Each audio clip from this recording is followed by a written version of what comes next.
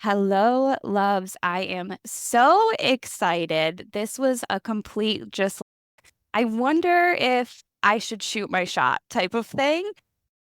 And I did. And the very next morning, I was graced with a response from Karen Conti. And I would love for you, Karen, to just take the platform and share who you are and what you do in your experience and really who we're going to be speaking about. Thank you, Corrine, and thanks for having me. I've been a lawyer for about 37 years in Chicago, and I just recently wrote a book that was published in March called Killing Time with John Wayne Gacy, Defending America's Most Evil Serial Killer on Death Row. Back in approximately May 10th, 1994, Gacy was executed for killing 33 young men and boys and burying most of them under his house. During his crime spree, I was in high school. So, I had 14 years after he was incarcerated and given the death penalty. I was now a lawyer and I got called upon to represent Gacy. So, for many years after his execution, I didn't write my book. I wanted to, but I just didn't get around to doing it. COVID happened and I was spending more time at home, like a lot of people in this world. And I was able to sit down and finally write my story about what it was like spend 7 months visiting, at the time, the most prolific serial killer in the history of the United States, and what it was like to spend over 50 hours with him, daily phone conversations, many in-person conversations, and what it was like to try to connect with him and try to save his life. Wow. So you mentioned save his life. Could you go into that a little bit more in regards to the death penalty and really what drew you into that? Sure. I think you have to go back to my opinion on the death penalty. Even when I was a young child, I was against the death penalty under any circumstances, and my parents were in favor. I don't know where I came up with the idea that the death penalty was wrong, but I've always believed it was wrong. I never in a million years ever imagined that I'd ever handle a death penalty case, let alone a death penalty case for the most prolific serial killer. But just by a fluke, I got called upon by Gacy to come down and visit him on death row. He wanted my partner and I to represent him in some civil matters that he had, which was ridiculous because he had a death date set. And this was, of course, obviously very important because he were unsuccessful, he was going to be executed. So just out of curiosity, and because I was always against the death penalty, and because I was always really fascinated by serial killers. I was one of those people, like many of your listeners. I knew everything about Jack the Ripper. I knew everything about Lizzie Borden and all of those famous killers. And I wanted to look evil in the eyes. So I ended up visiting John Wayne Gacy. And at that point, I decided I wanted to take his death row appeal and try to save his life. We weren't trying to get him out of prison. It was really just to stop the execution from happening. I bet from there you had no idea of what you were about to enter into. If I only knew, right? Oh, so let's go into that because I think what's really important is we do gather a greater understanding of John Wayne Gacy because a lot of us are biased. We have our opinions and we like to make them facts. And then the documentaries often tend to be a little bit biased depending on who's creating it, where the source comes from. But I just want to know so much more because I feel like no matter how far I've dug into Gacy, it's been really challenging to gain a greater awareness of his circumstances throughout his childhood. There's very vague reports out there, but I know there is more. I know, of course, with so many people, there's so much more. But with him, I just keep meeting these barriers of just what was his life like? Or what did he account his life to be like? How did he feel about his life in regards to how he communicated it to you and your understanding?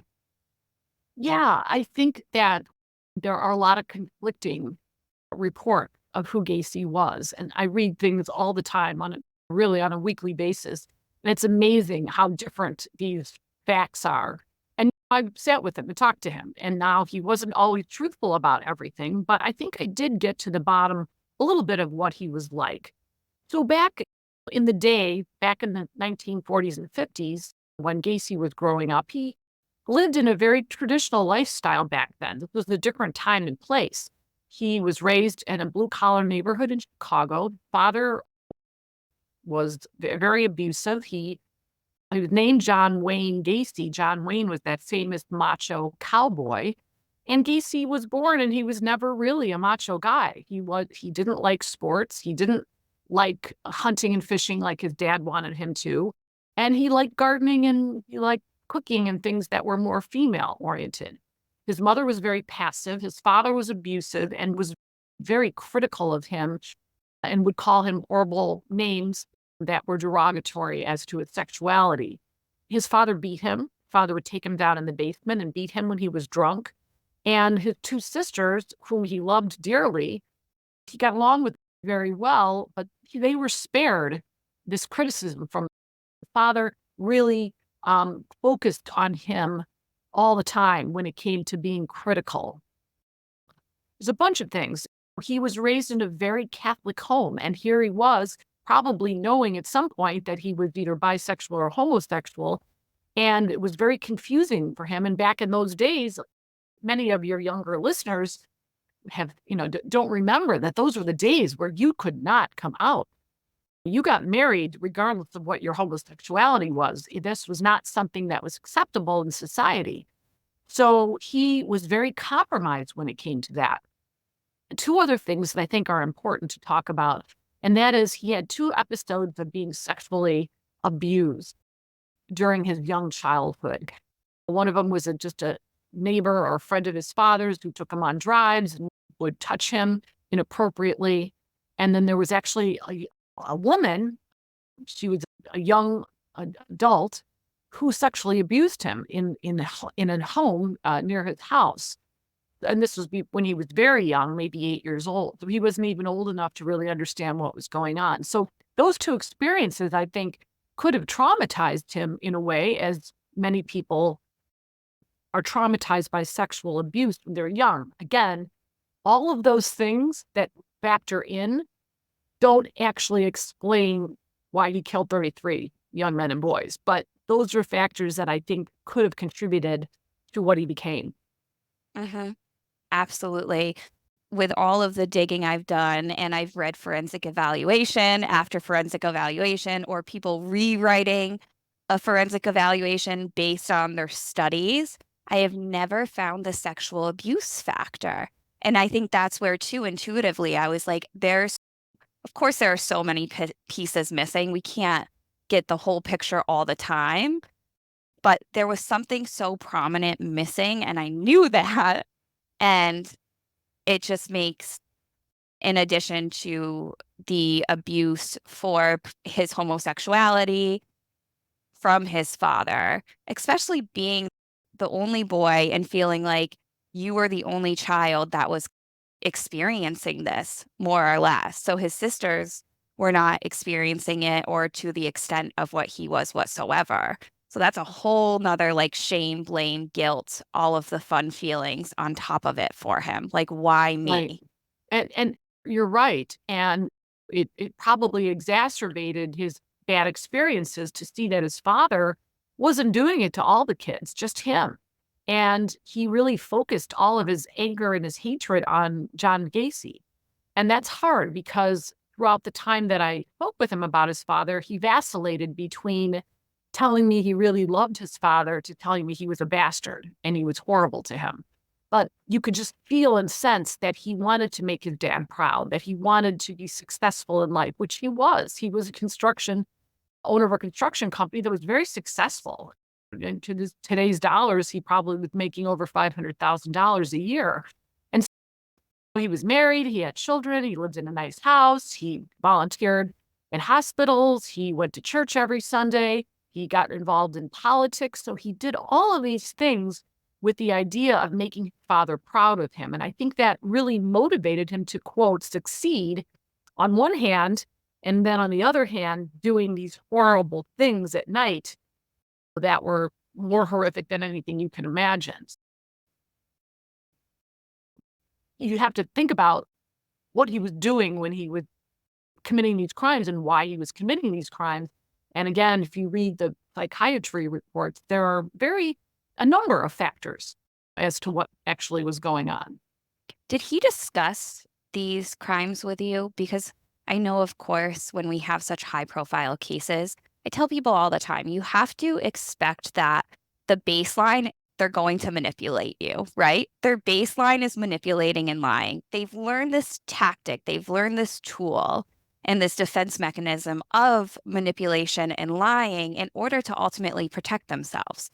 If you can move past the fact that they're going to manipulate you at some point in some way and just use your critical thinking and problem solving to really pick up the pieces and the little gems they're dropping, then you're going to be able to paint a fuller picture that maybe they weren't intending you to see. But yeah, did he sometimes some high profile cases will over exaggerate their number or under exaggerate or claim innocence and really switch back and forth depending on how they feel it's going to benefit their case in the moment. And did you experience that with him? Any inconsistencies or what did he confess them to you? When Gacy was arrested, we finally caught. And I think, as an aside, I think he was ramping up at this point, as many serial killers do, and they almost want to get caught. Yep. And they start taking risks because it just becomes way too much stress on them. Not to say that he was remorseful, it was just that he couldn't handle it anymore because he needed more and more to fuel his purges.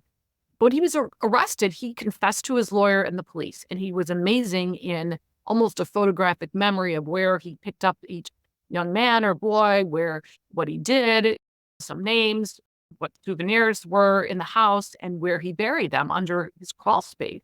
And he actually drew a map as to where all these young men and boys were buried. So he fully confessed. However, he stopped confessing at some point. So by the time that I got to know him, he was like, no, I didn't murder anyone except the first one. And that wasn't murder, it was self defense. So he was lying. As you said, he was a manipulator, he was a liar. And you're so right. When you are an antisocial personality, everybody around you is a pawn. The only reason that you are socializing with anyone is to use all of those pawns to get what they want. And it's instinctive. They don't even think about it. Like you or I would have to go, I know Karen, she's going to help me do this and I'm going to manipulate her. No, it's instinctive. So Gacy would gather and garner information from people. Where did you grow up? What are you thinking about? How was your relationship with your father? He would ask you questions, not because he was interested or being social. He was doing it so he could use those facts to get what he wanted, whether it was to make you feel guilt, maybe it was to make fun of you and push you to do something that you didn't want to do, or even just disarm you a little bit so that you were a little unsure of yourself. But I knew that about Gacy. I knew because I read about the psychology. So I knew that's what he was going to do. And in so doing, I could manipulate him back. Yeah. But he was one day he'd say one thing, one day he'd say another, one day he'd say, I think everybody should be able to have sex with whomever they want. Homosexuality is fine. Then the next day I talked to him, he'd say, oh, those homosexuals are a bunch of what? So every day, there was no consistency in who he was. He was a shallow shell of a person who said whatever he wanted to get what he wanted. Mm. Which is so much of what we see overall. I wonder too, to that extent, a lot of times what we see when we see these manipulation tactics and he's saying one thing and then saying something else the next day, it's because that's the conflict that's going on deep within him. He's really struggling. And as we know, or as we can gather, being a homosexual during that time period, especially like you pointed out, with his father and the abuse because of it, was a complete and total battle for him. That is a major factor that goes into why he did what he did. And so I think it's so interesting to especially pointing that out that he definitely was subconsciously trying to rationalize or cope with the situation and he just didn't know how to. he couldn't Well, come to terms.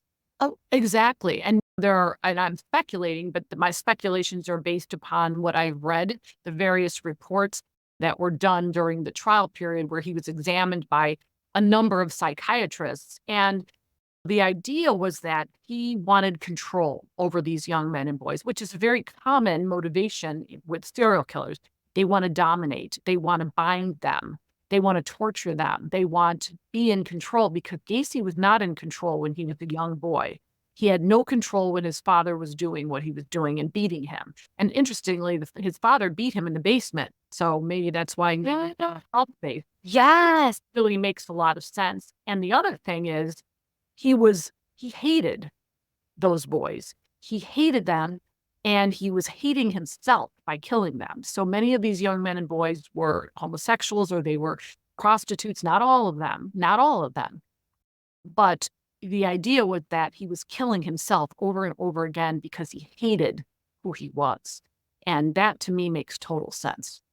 Complete and total sense. And it's one of these things and these ideas of, I couldn't have that, so you can't have that. It's not fair that you get to live out your life being gay or somewhat openly gay and engaging in this aspect, right? And I can't. It's not fair.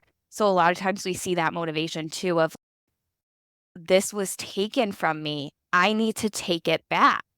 And that's where that power and control really comes into play. And that's where like childhood abuse is so dangerous, because we have to look at the ways, I really consider them soul losses, is that every time a child is abused, a part of their soul is like being picked away.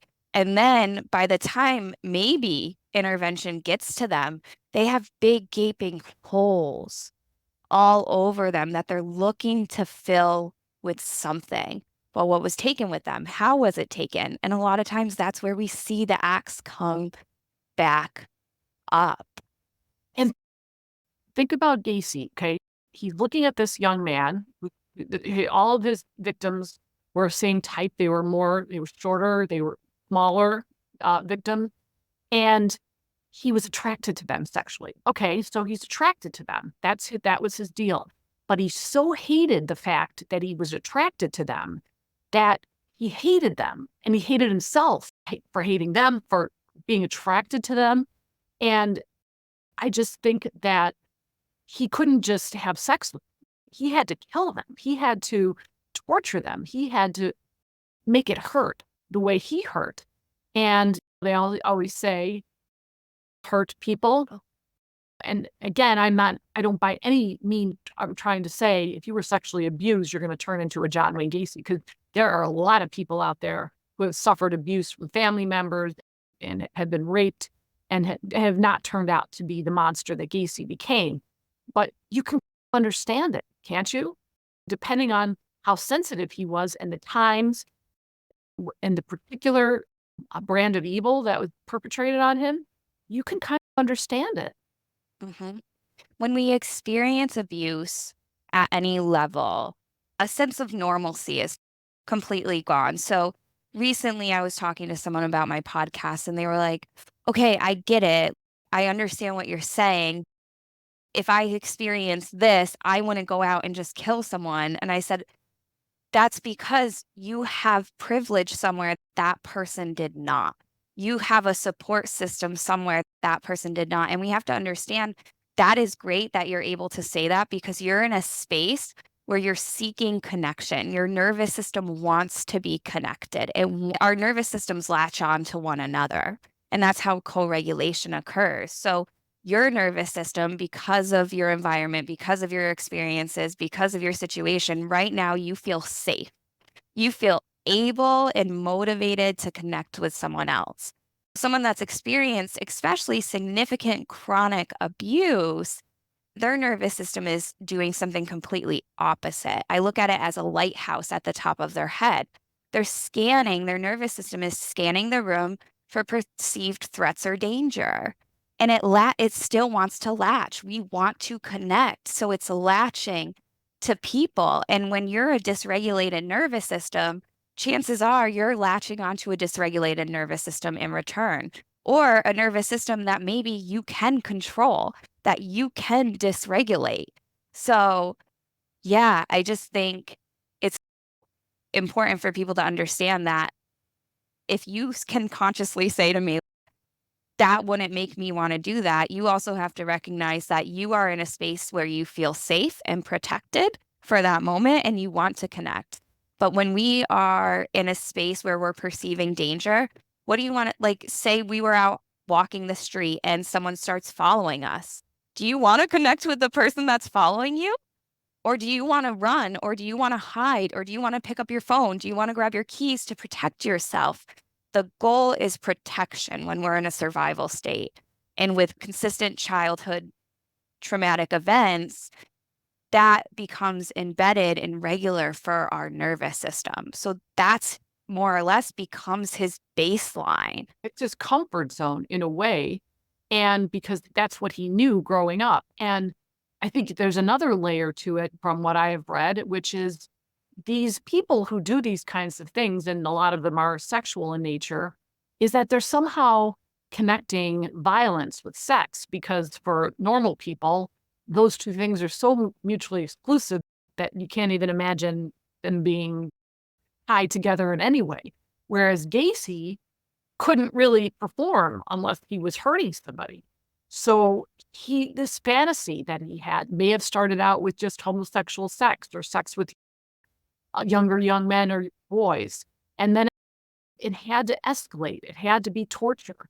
And then you had to kill him because you needed more and more. And those fantasies took over. I imagine that there are people out there who may have fantasies that are not very pleasant, but they have some semblance of control, some kind of regulation, whatever it is, support system, they want to stay in society, they have the wherewithal to stop those things from going into action. But with Gacy, he took a lot of drugs, he was on a lot of drinking a lot of alcohol, he didn't have a support system, he kept all this stuff secret, and he did it by himself. So I think that combination also allowed him to do these things in a way that maybe others just didn't go there.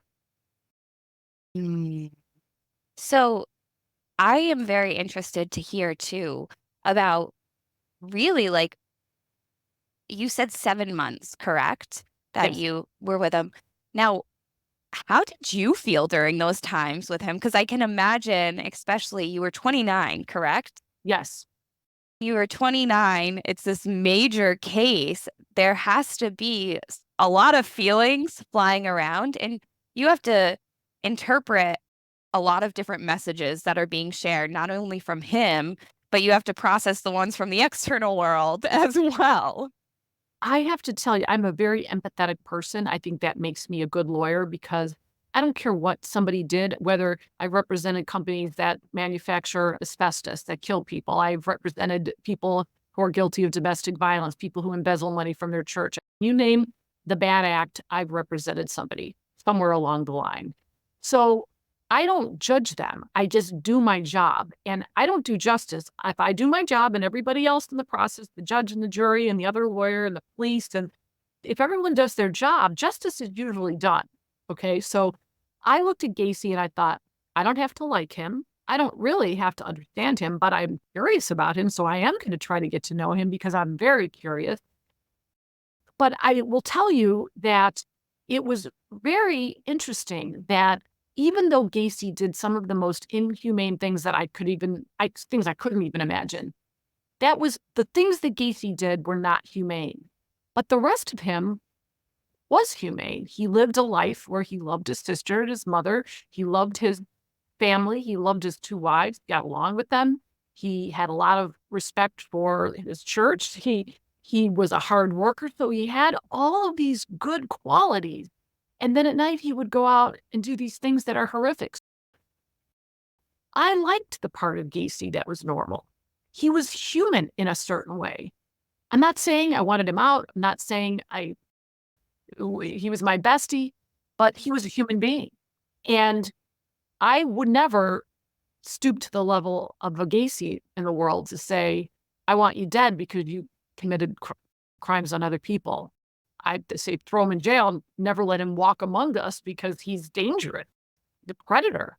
But I found humanity in him. I found Mhm. humanity in his family. His family loved him. He had neighbors and friends showed up the last day of his execution who were sobbing uncontrollably. They loved him despite what he did. So when you experience that kind of thing and you're an empath like me, the idea of him being executed was so wrong. And I will tell you this in my book. That was one of the things I wanted to get across. It's easy to say, give him the lethal injection. I take him out and shoot him. I could do it myself. But when you get to know somebody, that's not really that easy to say that. And in regards to that too, what makes you better than them? What makes you different than them, right?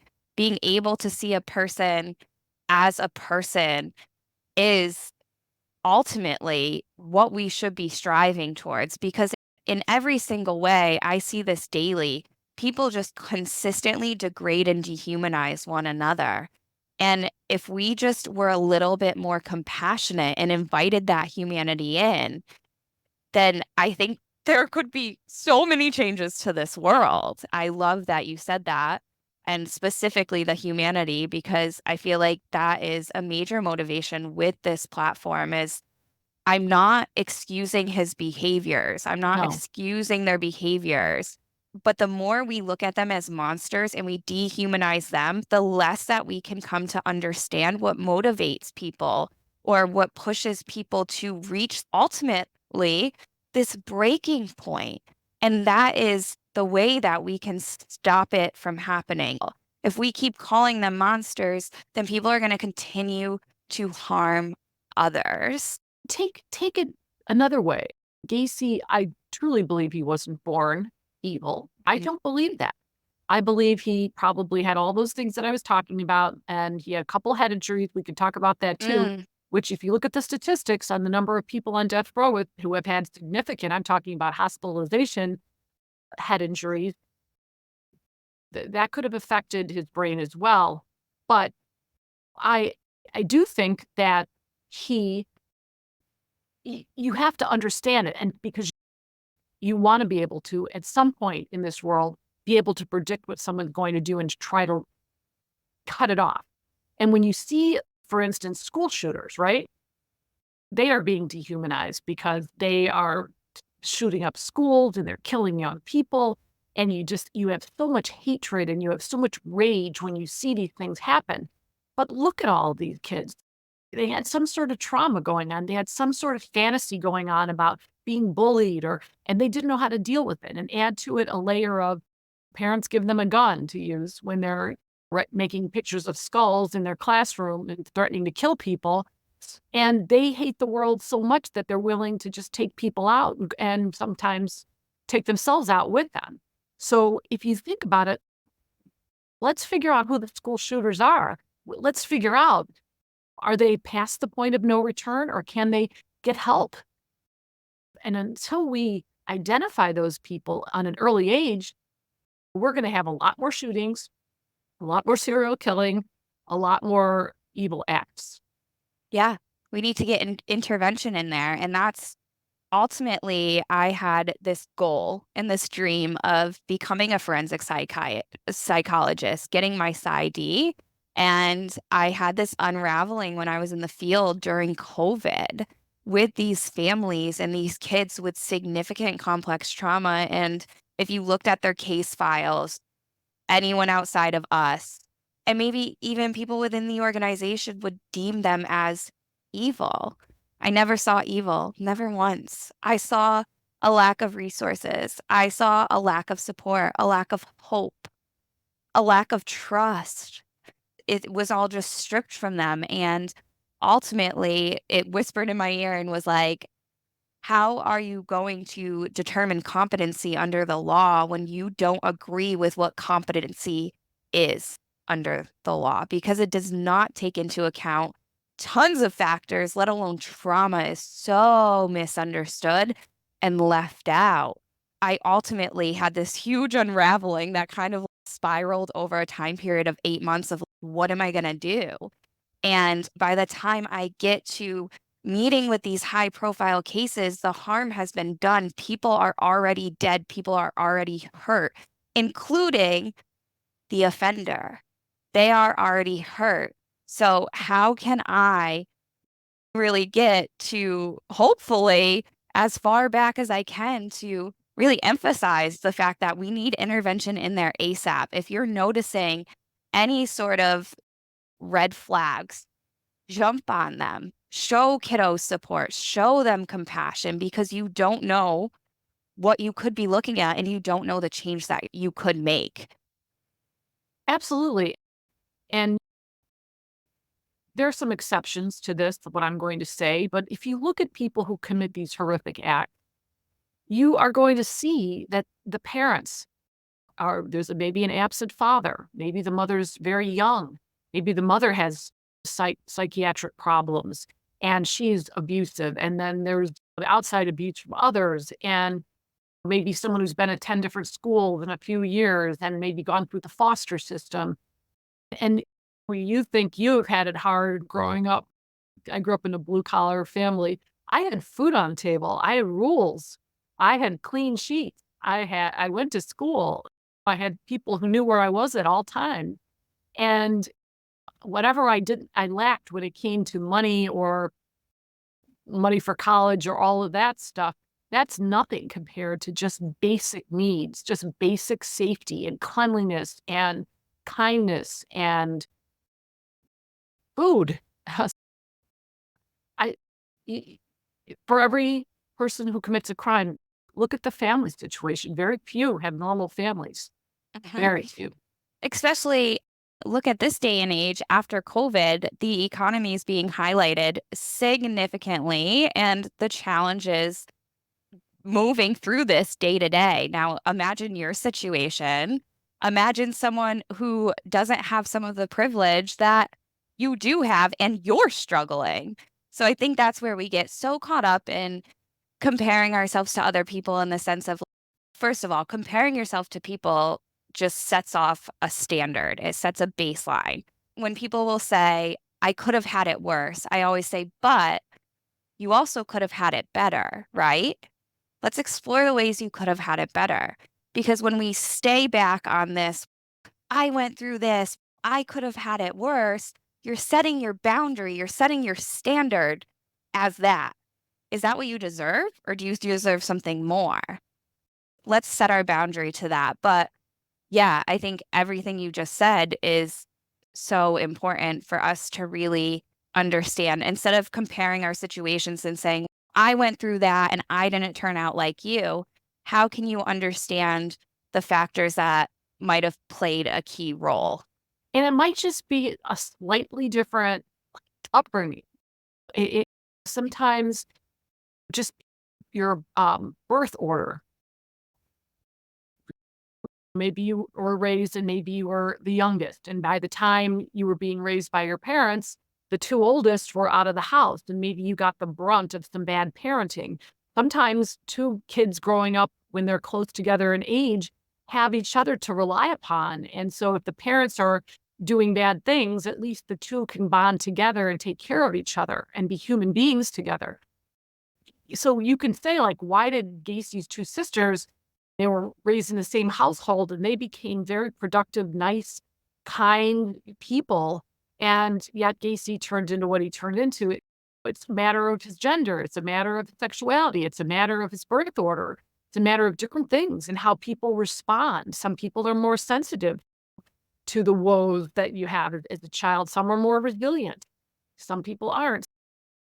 You can't just have a blanket formula for people resulting in being normal or abnormal. It's case by case. Totally. And I'm very interested, one, about his relationship with his family and you getting to know them, and two, about his head injuries. I think that's so important to discuss as well. Yeah. So when Gacy was young, he had 2 very significant head injuries. And I know this because I talked at length to his sister, who just died a few weeks ago and was a very nice person, whose life, by the way, was completely destroyed by what happened. She had no idea that he was capable of it, was just in disbelief. She had to move out of town. She had to change her name. Her whole life was destroyed, but she didn't have the ability to be righteously grieving because she was a Gacy. In any event, she told me that there was one event where he got hit with a swing that was swinging, and it was so bad he went to the hospital and spent overnight. And there was another time where he was delivering groceries as one of his jobs for a local supermarket. It was the winter time, and he slid down a staircase and fell directly on his head. Again, he was hospitalized for his head injury. And as a result, after that head injury, he had like seizures that the doctor said was related to at least one of those head injuries. And those seizures continued for a number of years. So again, we don't really know, but there are two parts of the brain, and you probably know this better than I do, that one part of the brain that affects your empathy can be damaged. And that, of course, is going to make it difficult to empathize with victims and to dehumanize them, which is what Gacy did.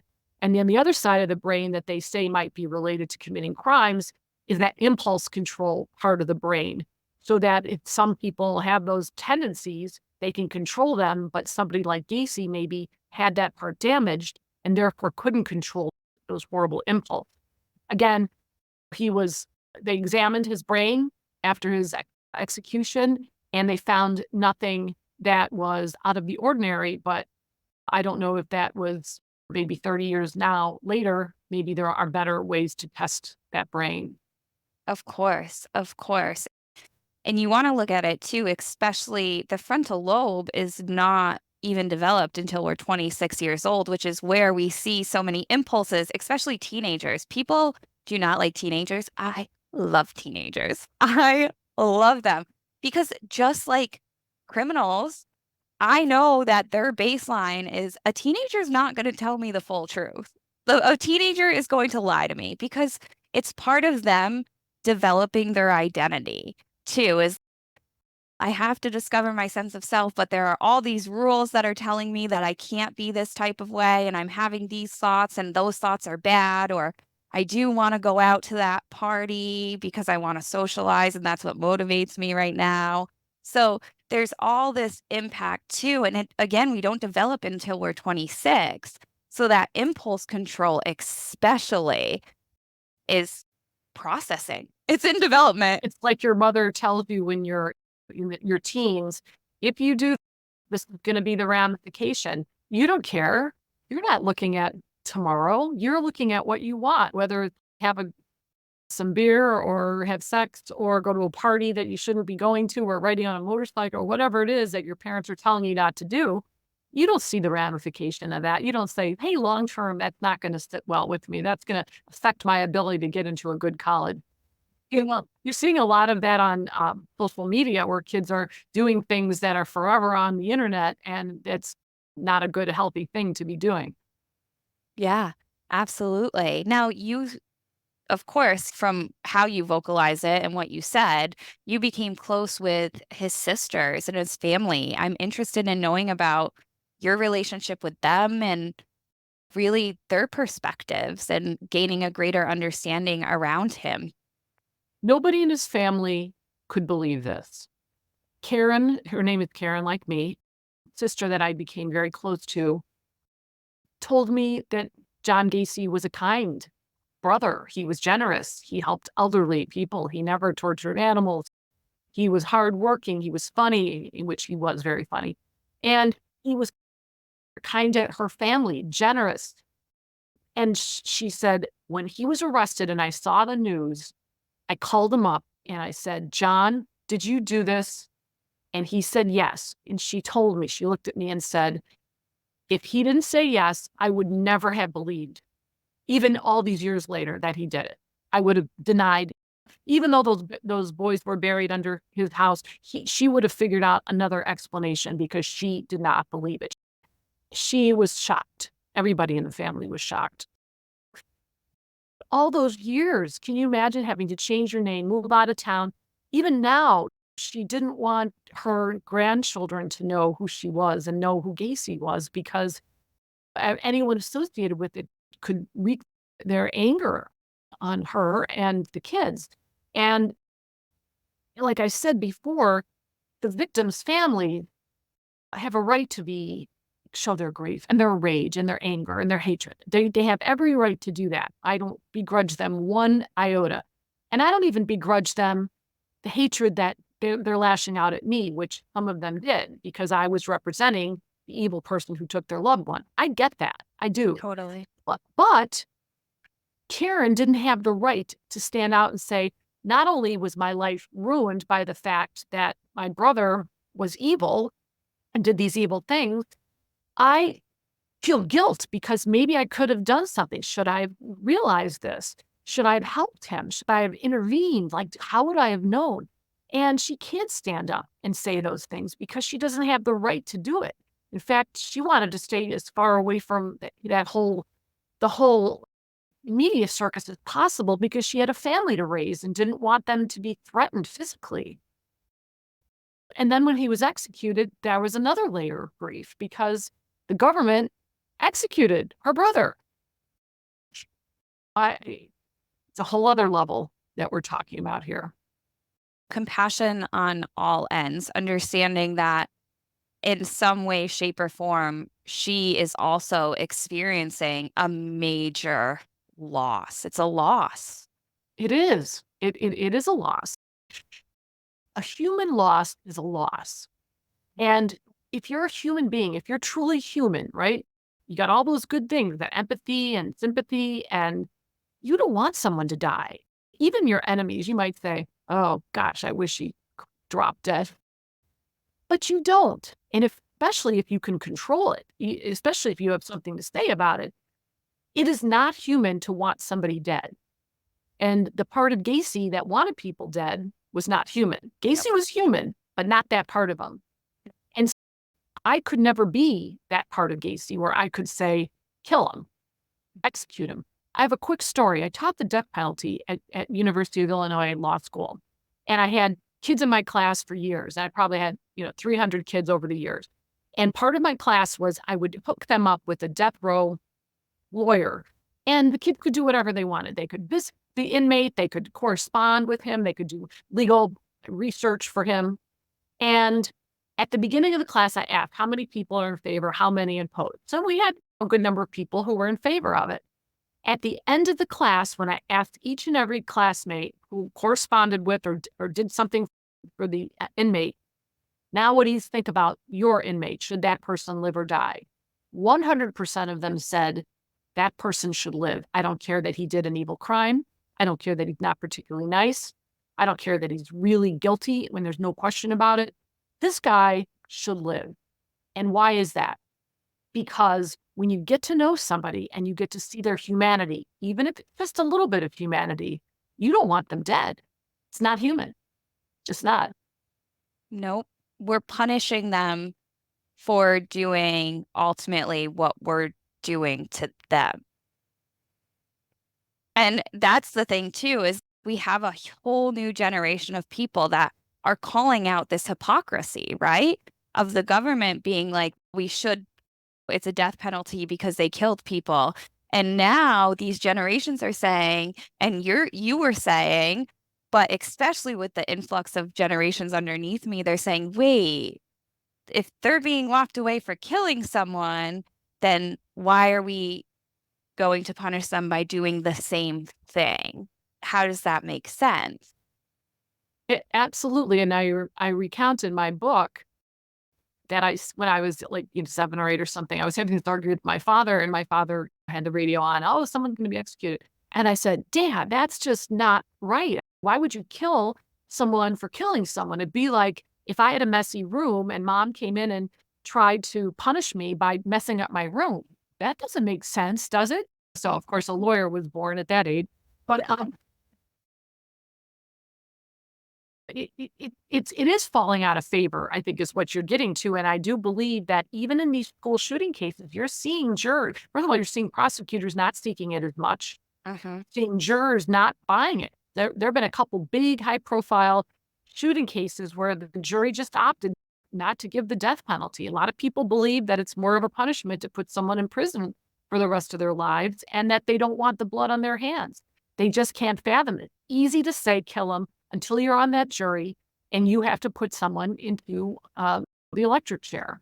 And I think that you're seeing this is the lowest approval rate for the death penalty in probably 200 years. And a lot of states are abolishing it. Illinois abolished it in 2011. The federal government really doesn't go for the death penalty under this administration. And I think that this next generation does not have the stomach for it. I think they're going to refuse to elect people who want the death penalty. And I think it's going to fall out of favor. And then we're going to finally be consistent with the rest of the civilized world who does not have the death penalty. We're one of 4 developed nations who still have the death penalty. But then I say this to people all the time.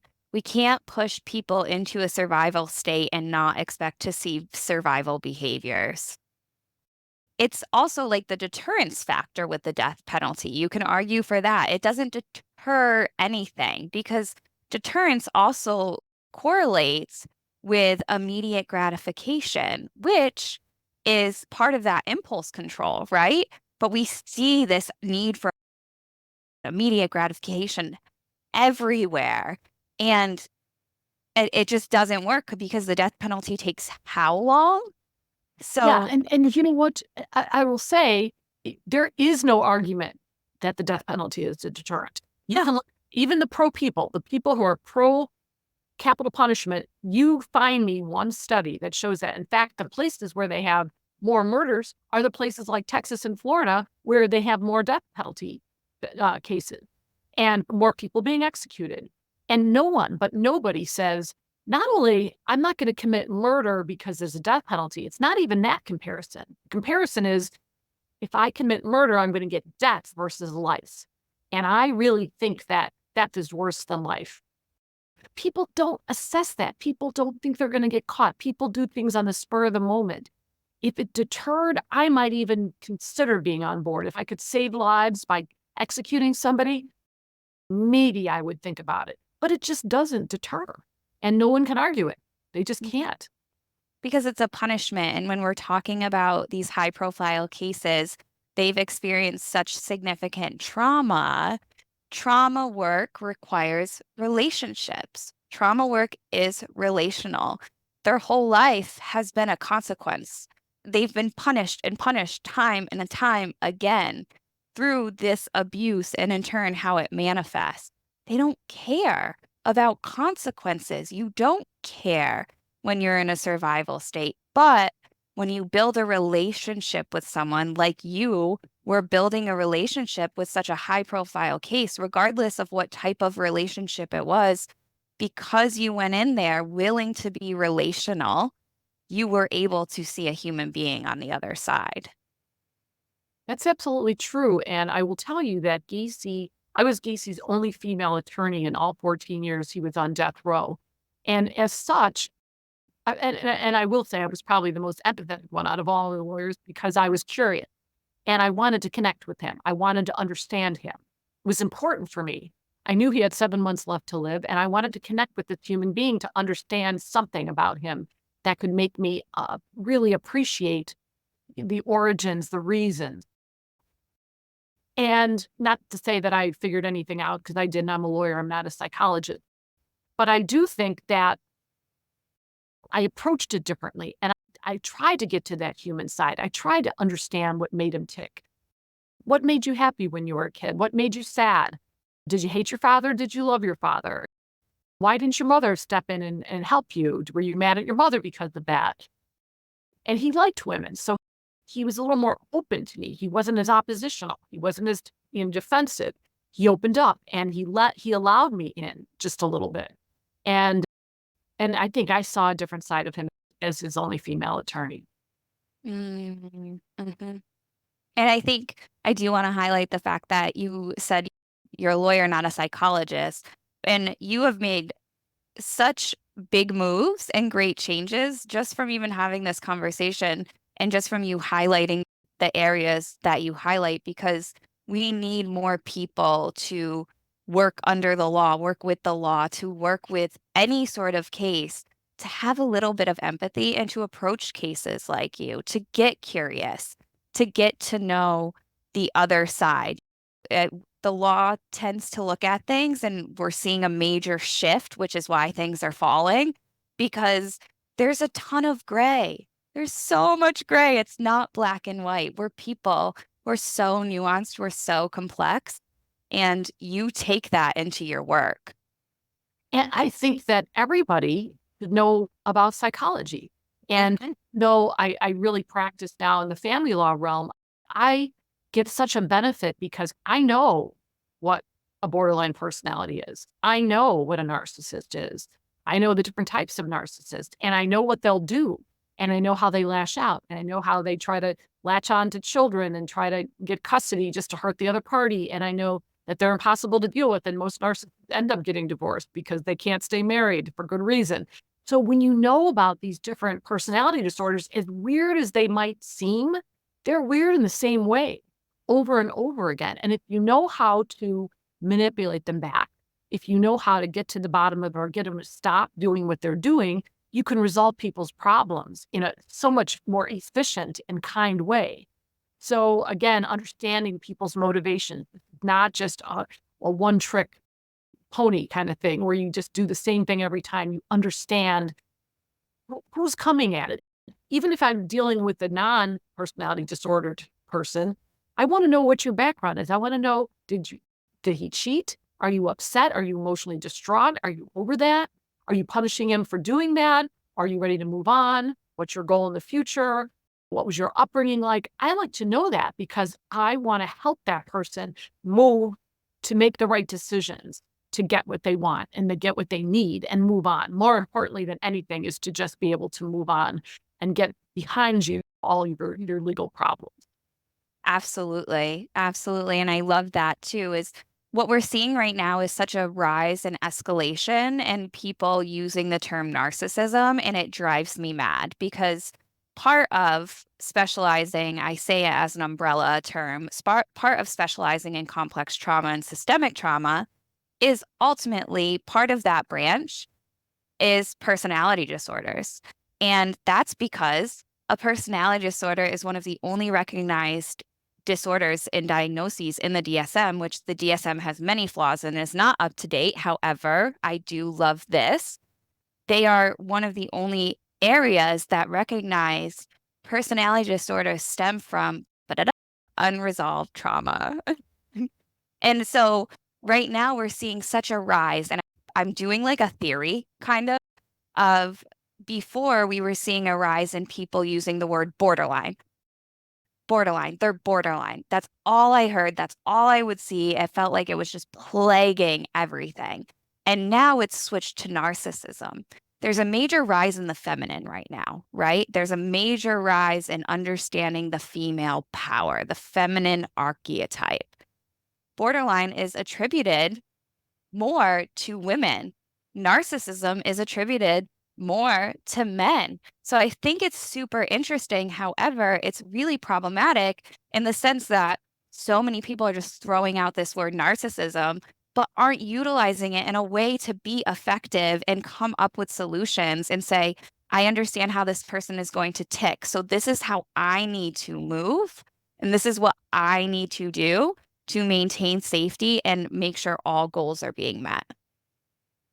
Absolutely. And I suppose there's narcissism and then there's narcissistic tendencies or narcissistic action. Uh, Yes. so even if you can't perfectly diagnose it, because I certainly can't, you can see the trends and you can see the behaviors and the speech patterns. If I can't have that, you're not going to have it kind of thing. And then playing the victim, which is a Bingo. big thing that the narcissistic uh, tendencies will show. You're always the one on the receiving end of it. You're making yourself to be a victim, and it's all very interesting. And but again, when we're not talking about the violent people, because not all narcissists or borderlines are violent, but there's that weird combination of sex and death and the personality disorders that turns into the perfect storm. Yeah, perfect storm. Really. Wow. Is there anything that you feel like you want to share that you haven't shared yet? I'm really interested in having your listeners read my book because if you're interested in serial killers, there's some of that. definitely. It's about Gacy. No one wants to read a book about Karen Conti. But my book goes beyond that. My book goes beyond, and I wrote it just like lava flowing out. Looking back in my career, looking back as a female, how I was treated differently, looking back on how I took something and was curious. I was so curious, I had to go visit him, but it turned into me taking on this major responsibility that was pivotal in my life and that changed my life completely. I became a media analyst 30 days after Gacy was executed. O.J. Simpson happened. And so I became a legal analyst. I got a radio show. I've had radio shows on WGN in Chicago for 30 years. I became a law professor because the law professor from my law school wanted me to teach the death penalty. And so all of these good things happened in my career, but also happened to me personally because I was stronger. I was more resilient. I learned to have very thick skin. And I basically stopped worrying about what every last person thought about me, which as a young woman, I did way too much of. And I think that could send a message, not just for women, but for young people to just do the thing that you think is right, stick to your guns, and deal with the ramifications. And when you do something, learn to do it, get prepared, and do it well, and do it with dignity. And that's all you can do in life, right? Oh, I have so many goosebumps. I know I'm going to be ordering your book. And I know that my followers and my listeners too understand that this platform is not for really shaming anyone, right? It's not made to just discuss just the person and their crimes. It's to get to know the fuller picture. And that's what it sounds like your book does, is get to know the full picture, get to know you, see your wins, see the way it impacted you. I actually just heard it earlier. Someone was like, curiosity killed the cat. And I always argue with that. And I'm like, no, it didn't. Did it? Because my cats are so curious. And we encourage it. And what do? They learn. Our cats are so attuned because we encourage curiosity. Encourage the curiosity. Check that out. How can you do it safely? But curiosity allows us to expand. It allows us to grow. I just gave a speech to some people and I focused on that in my part of the book. And as we get older, it starts to ebb because you want to protect yourself. I don't have time to read that article. I don't have time to go to that class. I don't have time to change my ways or make a new friend because I just want to stay protective of who I am. And as we get older, we tend to do that, right? We hold the railing going down now. Whereas before we're young, we fly down and we don't care. But you have to maintain that curiosity. And it's always been good for me. I always say, if you're reading a newspaper or online, read an article that you don't care about. Read about Switzerland. When you don't care about Switzerland, read about it. Visit a place besides Las Vegas or Disney World. Go somewhere new. Go somewhere you may not think you have an interest in, and you'll change and you'll open up your world to different things, and it's all good. And then you have a better understanding of people. And it's easy to hate people in different states. It's easy to hate people in different countries. But when you go there, I went to Vietnam, for instance, and it's like people are like, why would you go there? It's such a horrible country, and they had so much. So we were at war with. I got to understand what kind people they are, and despite their poverty and what we did in that war, they loved us and they were kind to us, and they showed humanity to all of us as tourists. And I was like, that changes your world. And so curiosity, I say, put that on top of your list. I love it. And look what it did for me. I stumbled upon you. I was just doing my research. I have a big, huge post-it notepad. And I'm like, something's not sitting right with me. And just typed in Google, John Wayne Gacy, and you popped right up Well, that's because funny. recently your book, and I said, okay, what can I do with this? And I said, I can get a little curious. I can have fun. Because if she doesn't respond or if it's a no, that's all. That's it. So be it. But the best case scenario is she responds and it's a yes and it opens this door.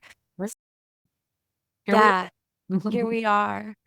Thank you so much. In addition to your book, could you repeat the title of your book? Just Sure. in case. Yeah. It's called Killing Time with John Wayne Gacy, Defending America's Most Evil Serial Killer on Death Row.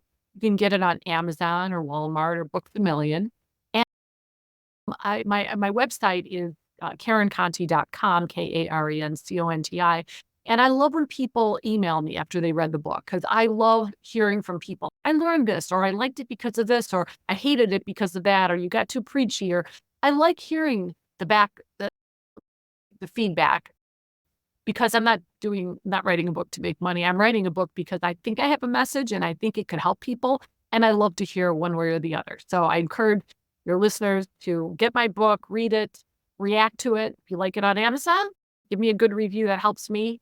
If you don't like it, tell them you just read a John Grisham novel. Oh, sorry, John. I didn't mean that. Sorry. Just joking. I love that. Thank you so much. This has been so enjoyable. And I know it's really beneficial for me to gain this greater awareness. So I just can't thank you enough. Thank you for having me on, Corrine. It was really nice to connect.